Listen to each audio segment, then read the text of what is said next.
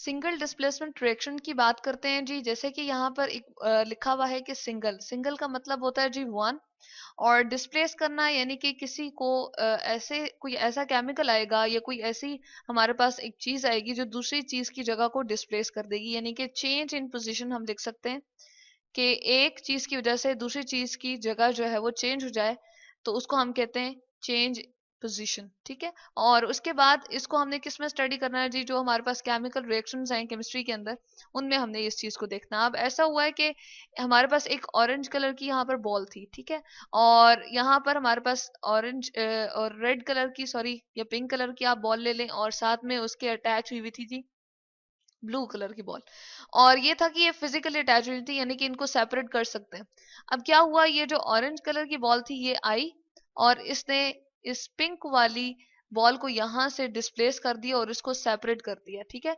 तो खुद जाके इसने किसके साथ अटैचमेंट शो कर दिया जी, ब्लू वाली बॉल के साथ। तो हम कह सकते हैं कि ये जब रिएक्शन हो चुका, ये बॉल जब यहाँ पर मूव करके आई, तो ऑरेंज कलर की बॉल जो है वो किसके साथ अटैच होगी जी, ब्लू कलर की बॉल के साथ। और ये जो पिंक वाली बॉल थी वो क्या होगी, वो सेपरेट होके अपनी जगह को तब्दील कर चुकी है, यानी कि डिस्प्लेस हो गई है। ठीक है।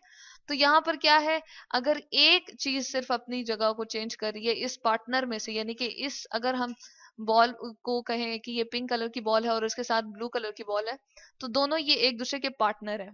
इसको हम इस तरह से जर्नली भी ले सकते हैं कि ए हमारे पास था, ठीक है, और दूसरे हमारे पास जो कंपाउंड था जी वो बी सी था।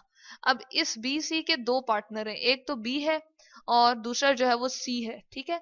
तो ए आए और इस बी को यहां से डिस्प्लेस करके बाहर निकाल दे और खुद इस बी की जगह पर अटैच हो जाए, तो इसको हम कहते हैं जी सिंगल डिस्प्लेसमेंट रिएक्शन। और प्रोडक्ट क्या बन जाती है, खुद वो सी के साथ अटैच हो जाएगा और बी को जो है वो सेपरेट करके बाहर निकाल देगा। तो इसको हम कहते हैं सिंगल डिस्प्लेसमेंट रिएक्शन। तो चले हम इसके लिए एक फिगर देख लेते हैं। इस फिगर में जी ऑरेंज कलर की आपको एक स्ट्रिप से नजर आ रही है, यहाँ पर ये हम कह देते हैं कि ये फर्स्ट इसका है प्रोसेस। ठीक है। और सेकंड वन जो है वो इसका ये वाला है। ठीक है। पहले हमने ये किया कि एक ऑरेंज कलर की ये जो स्ट्रिप है, जिसको हम कौन सी मेटल कहते हैं जी, कॉपर मेटल होती है। यहाँ पर चले हम उसको लिख देते हैं, उसका सिंबल CU से हमने रिप्रेजेंट कर दिया। और ये सॉलिड फॉर्म में होती है, हार्ड होती है, जिसके कॉइन्स वगैरह बनाए जाते हैं और वायर्स भी बनाते हैं। अब ये सॉलिड फॉर्म में है, इसको हमने किस सोल्यूशन के अंदर रख दिया जी, H2SO4 के सोल्यूशन के अंदर रख दिया। ठीक है। H2SO4 जो है वो एसिड होता है, बहुत ही स्ट्रॉन्ग एसिड है और ये बहुत ज्यादा नुकसान पहुंचा सकता है। इसलिए इसकी इस वाली खासियत को कम करने के लिए इसका एक्वस सोल्यूशन बनाया जी, इसको पानी में मिलाकर यहाँ पर बीकर के अंदर हमने रख दिया।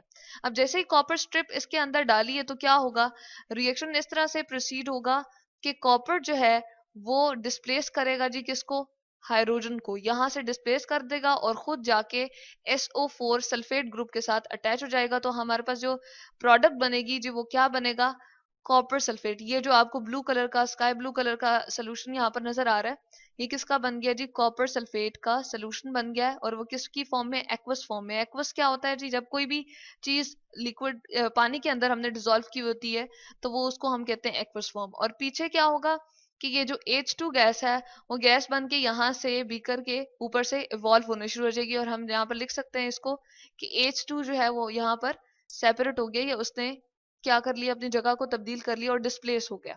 इसी तरह का एक और रिएक्शन भी हम देख लेते हैं जी फिगर से।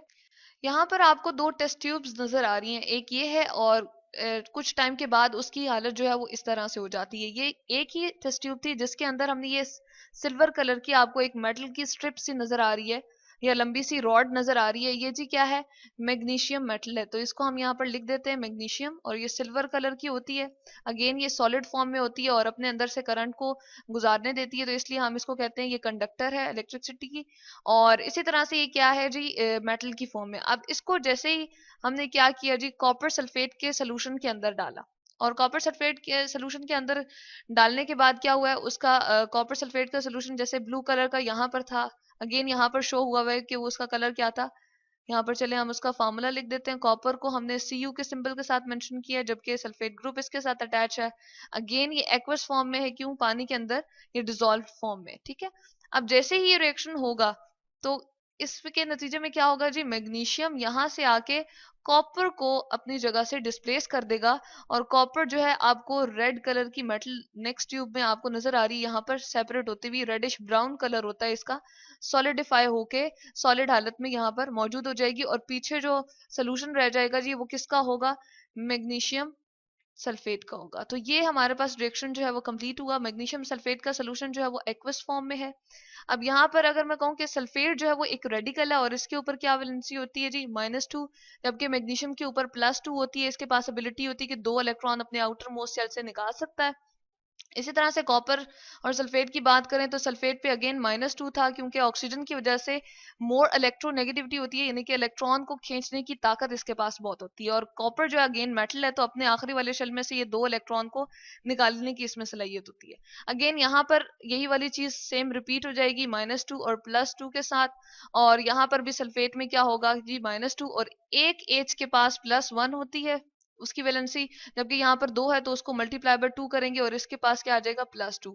जबकि ये जो न्यूट्रल आपको चीजें नजर आ रही हैं जिनके ऊपर कुछ ऐसी कॉपर एटम है और यहाँ पर H2 है, तो इनके ऊपर कोई चार्ज नहीं होता, ये न्यूट्रल होता है। और इनको मैंने यहाँ पर छोटा सा 0 इनके टॉप पे लगा दिया, इसका मतलब है कि इनके ऊपर अभी कोई ऐसा ना तो इलेक्ट्रॉन रिमूव हुआ है ना ही इलेक्ट्रॉन ऐड हुआ है। तो ये वैलेंसी के हिसाब से भी हमने बात कर ली और देख लिया कि हमारे पास सिंगल डिस्प्लेसमेंट रिएक्शन किस तरह